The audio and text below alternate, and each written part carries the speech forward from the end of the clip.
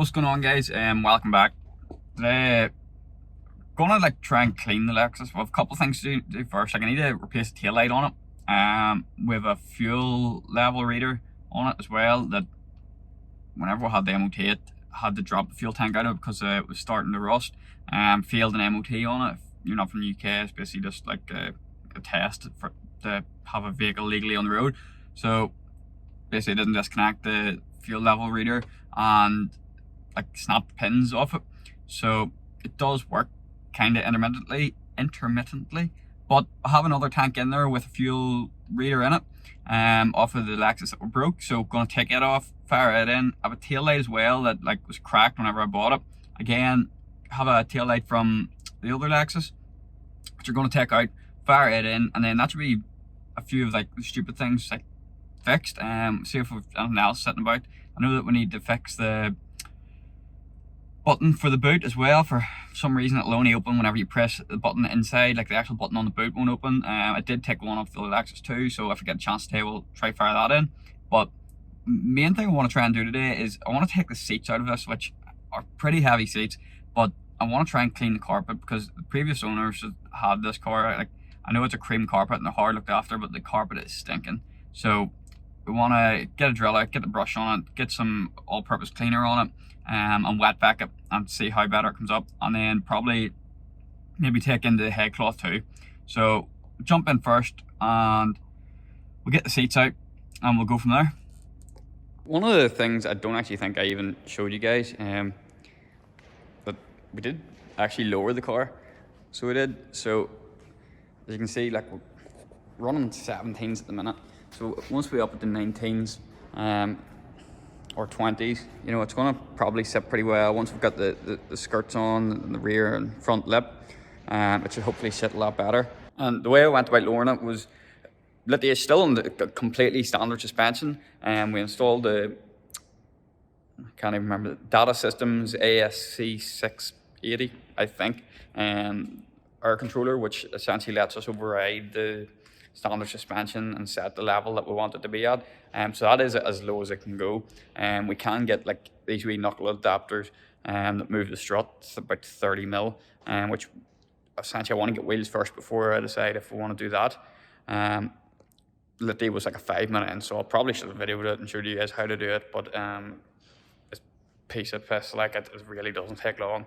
Just 3 plugs that you plug in underneath the glove box. So jump in, we're gonna pull the seats out and try make a start in the carpet. Get the front seats out. It's actually not too bad. Need to move it. This takes quite a while. Whole way back and front as well. Try and lift it a wee bit. Pop these wee covers off, which I need a screwdriver to get at them. That one as well. There's 2 at the back, and then also this seat belt cover here pops off, and all 14 mil bolts. And then next thing I'm going to do, pop the battery off and then disconnect the seat airbag and electric controls and be able to take them straight out, and then we'll take into the carpet. So now I've got the seats out, as you can see, there's stains all up of the inside of where the seats were. Carpet's just dirty in general. Underneath the driver's seat there's a lot worse. Even got some leaves there, a pen. Somebody's shopping list was actually there. So before we do anything, before we get the all-purpose cleaner out and the brush, we're going to just give it a quick hoover, get rid of all just the crumbs and general shit that's basically here before we do anything. So do that first.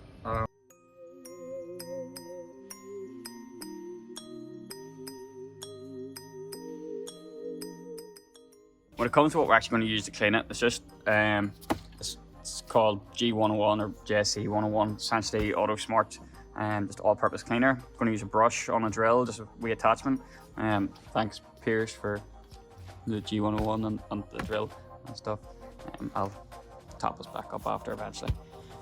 Just going to start on the passenger side, just going to literally start from the front, work our way back, and once we've got this full side cleaned out with a brush, then we'll get the wet back and just take it in, try and get everything out. Might need to do a couple of passes in a few places, but yeah, that's what we're going to do.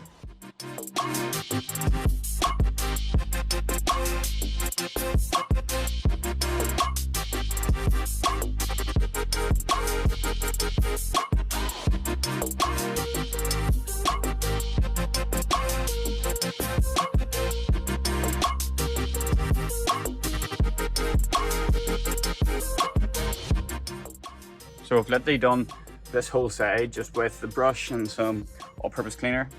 Tried a wee bit of the plastic too. The brush is completely safe to use on the plastic, so I want to see if it brings it up any. Now going to grab the wet vac and dry out this side, and gonna need to wait on the drill charging up again because the battery is almost dead. So we'll grab the wet vac and just try and like dry it all out as best we can. You'll never get it like perfectly dry. You sort of need to let the heaters run to get it like perfectly dry, but well, give it a good shot and see how it goes.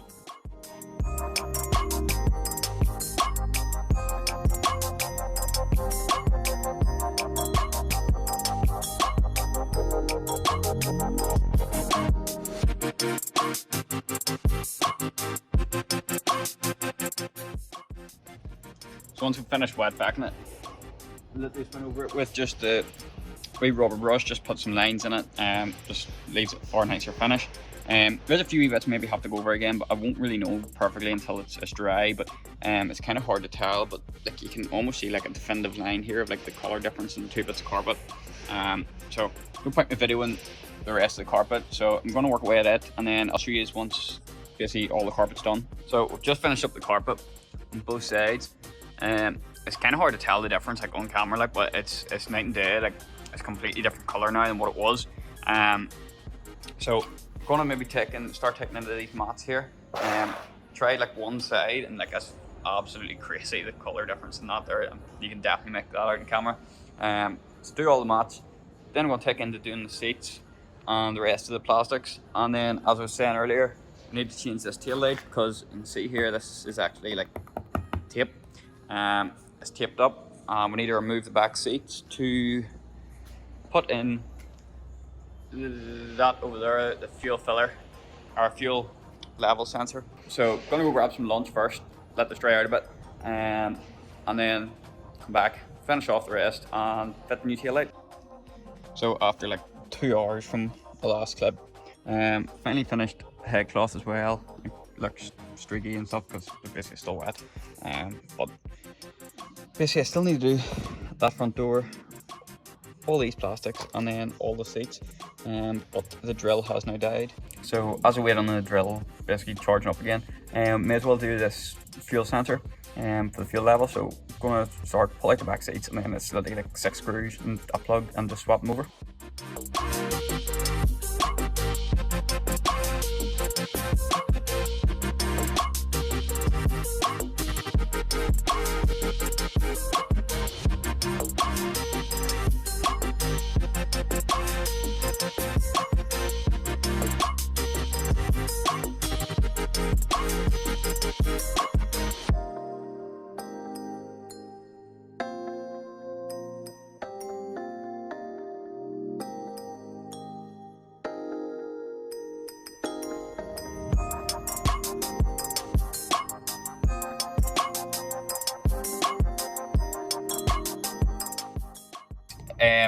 That's basically the quick few clips of the interior.